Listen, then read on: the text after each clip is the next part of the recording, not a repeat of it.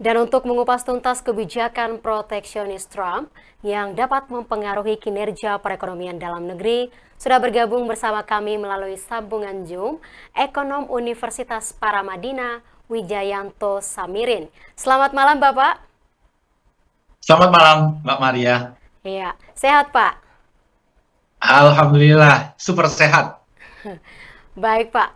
Pak, kira-kira strategi apa yang harus dilakukan oleh pemerintah kita untuk menghadapi kebijakan proteksionis dagang yang dilakukan oleh Donald Trump? Jadi begini, kita merespon apa yang disampaikan oleh Trump itu tidak boleh panik, tidak boleh gerusah-gerusuh, gitu ya. Karena belum tentu Trump bisa mengeksekusi apa yang selama ini dia narasikan. Jadi saat ini berbeda dengan 2017, situasi di mana Amerika saat itu ekonomi lebih solid, fiskalnya lebih solid. Sekarang situasinya berbeda. Misalnya Trump terkait dengan kebijakan ekonominya, dia mengemukakan dua hal utama. Yang pertama, penerapan tarif barang impor. Yang kedua, akan menekan biaya hidup, akan menekan inflasi. Nah, dua kebijakan ini kan sudah saling kontradiksi. Kalau mengenakan tarif, otomatis harga barang akan naik. Tarif itu hampir 90, 100% bahkan, akhirnya akan ditelan, ditanggung oleh konsumen di Amerika Serikat. Jadi dalam konteks ini, saya melihat kebijakan untuk menekan biaya hidup itu akan lebih diutamakan.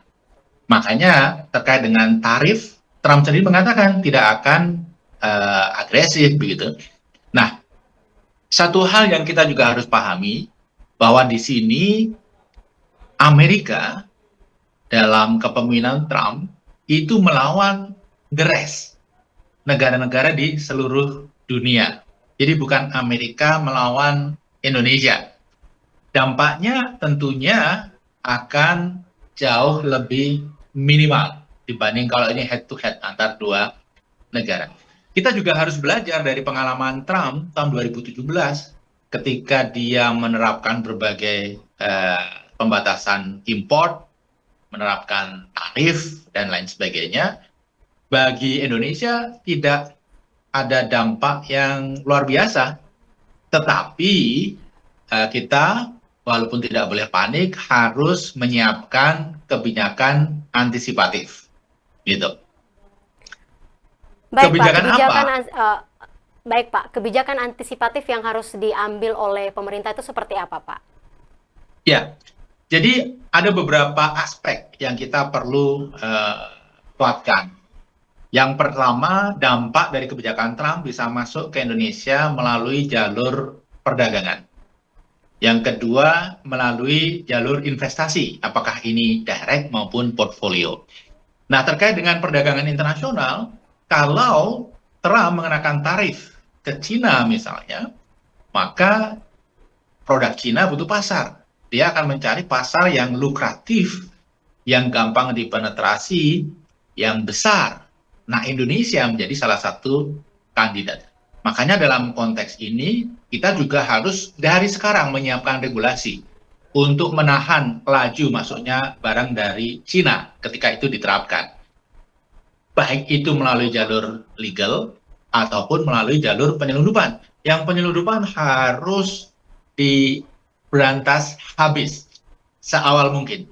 Karena bisa jadi mayoritas nanti melalui jalur penyelundupan itu. Kemudian yang kedua, melalui jalur investasi. Yang saya agak concern sebenarnya jalur investasi yang sifatnya portfolio, Mbak Maria. Ya. Karena itu akan sangat mempengaruhi nilai tukar rupiah. Jadi selama ini rupiah berada di level ini kan karena ada beberapa pilar utama, dua pilar utama. Pilar yang pertama karena harga komoditi sedang tinggi sehingga ekspor kita mendatangkan banyak devisa. Yang kedua, aliran masuk dana dari luar negeri ke Indonesia melalui SBI, SBN dan SRBI. Nah, kita harus hati-hati karena SBN dan SRBI ini dari sisi jumlah sudah banyak banget. Jadi risiko sudah dianggap tinggi oleh investor.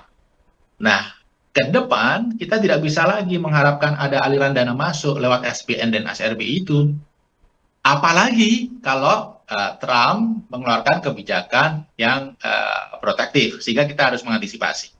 Cara mengantisipasinya itu tadi, kita harus menahan laju produk impor, kita harus mengatur regulasi terkait dana hasil ekspor, sehingga yang selama ini sangat loose harus dibuat lebih progresif.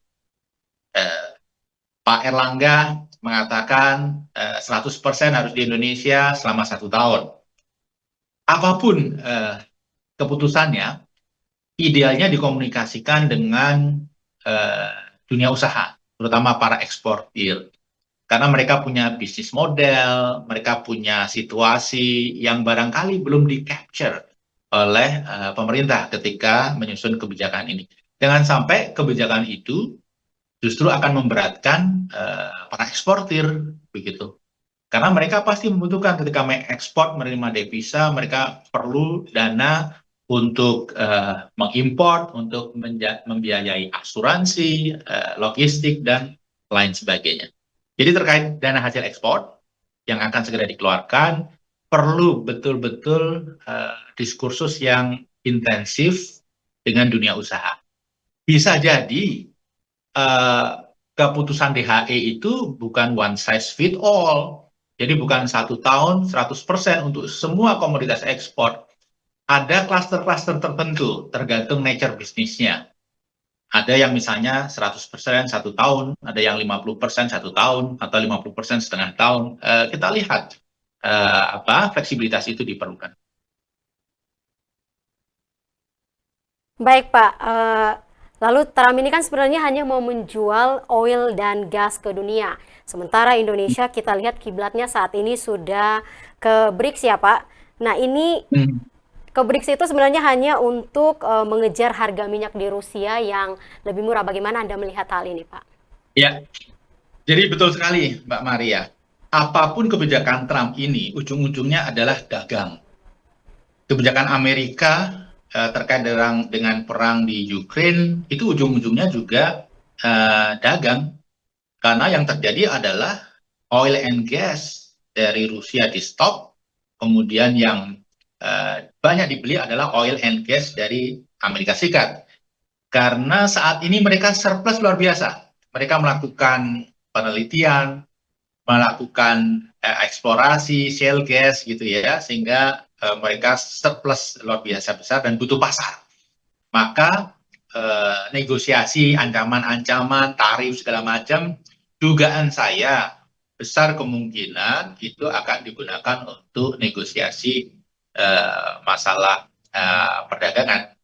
Kalau Trump mengatakan tarif diterapkan supaya masyarakat Amerika mengkonsumsi produk dalam negeri, saya rasa itu tidak mungkin dilakukan. Karena Amerika ekonominya dari manufacture sudah sangat mengalami finansialisasi. Dari manufacture sudah bertransformasi menjadi ekonomi berbasis service. Jadi mereka tidak lagi memproduksi hal-hal yang mereka konsumsi sehari-hari. Jadi kalau dikatakan tarif dinaikkan supaya menggunakan produk dalam negeri, produknya nggak ada. Dampaknya justru akan terjadi inflasi. Minyak dari Rusia, menurut saya kita harus pragmatis. Kalau ada energi, ada minyak murah dari manapun, ya sebenarnya sah-sah saja kita mengimpor gitu ya. Hanya memang kita harus hati-hati kalau negara yang akan menjadi partner dagang kita itu adalah negara yang diblokade oleh Amerika. Kalau kita bernegosiasi dengan mereka, sangat boleh jadi Amerika akan melakukan retaliasi ke kita. Jangan salah, Amerika itu adalah partner dagang kita terpenting ketiga. Dan dari sisi surplus, ya nomor satu atau nomor dua, selalu posisinya seperti itu. Dan yang kita jual ke Amerika itu adalah produk-produk manufacture yang punya nilai tambah dan mempekerjakan banyak orang.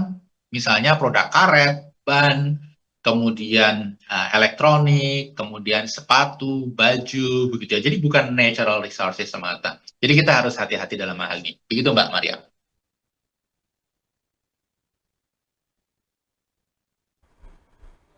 Baik, menarik sekali Pak. Kita beralih ke pertanyaan berikutnya. Apakah Indonesia ini punya posisi tawar, sedangkan kita punya mineral-mineral langka yang dibutuhkan oleh dunia, Pak? Jadi begini, ini yang menurut saya harus kita pahami betul. Kita ini negara besar, populasinya besar, kita mempunyai produk-produk yang banyak dibutuhkan oleh dunia, gitu ya. Kita harus berani menunjukkan sikap. Kita harus berani berdiri dan melakukan negosiasi. Jangan seperti selama ini kita selalu tidak menunjukkan apa yang kita mau, tidak menunjukkan jati diri. Dalam konteks ini, kita bergabung dengan BRICS itu adalah sesuatu yang positif dalam konteks Indonesia akhirnya berani menunjukkan pendirian bahwa Indonesia betul-betul non-blok, artinya kita apply BRICS pada saat yang bersamaan, kita apply OECD. Jadi kita negara besar, punya banyak produk yang menarik dan dibutuhkan, dan kita punya pasar yang luar biasa besar. Kita harus confident tetapi tetap hati-hati.